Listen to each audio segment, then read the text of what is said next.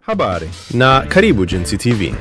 Katika video hii, nitakuonyesha jinsi ya kuficha chat zako za WhatsApp kwa kutumia chat lock na secret code. Hii itakusaidia kuhakikisha mazungumzo yako binafsi hayataonekana kirahisi. Kwanza, fungua WhatsApp na uchague chat unayotaka kuificha. Gusa nukta 3 upande wa juu kulia.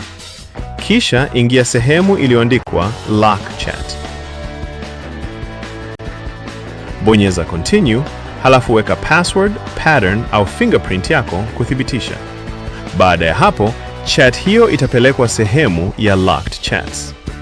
Lakini subiri kidogo. Kuna hatua moja muhimu zaidi ambayo watu wengi hawaifahamu. Fungua sehemu ya Locked Chats. Gusa tena nukta 3 juu kulia, halafu chagua Chat Lock Settings. Bonyeza sehemu iliyoandikwa Secret Code. Sasa weka neno, nambari au hata emoji ambayo utaikumbuka kwa urahisi.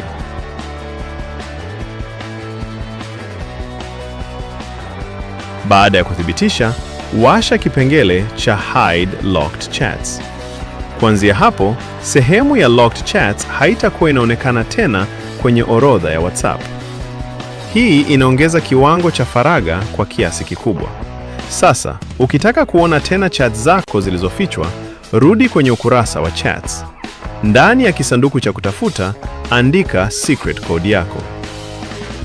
Mara tu utakapoandika code hiyo, alama ya kufuli inayofunguka itajitokeza na chat zako zitaonekana. Kumbuka, ukisahau secret code yako, inaweza kuwa vigumu kufikia chats hizo kwa haraka. Kwa hiyo, tumia code ambayo utaikumbuka muda wote.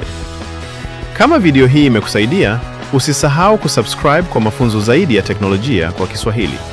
Asante kwa kutazama Jinsi TV. Tuonane kwenye video inayofuata.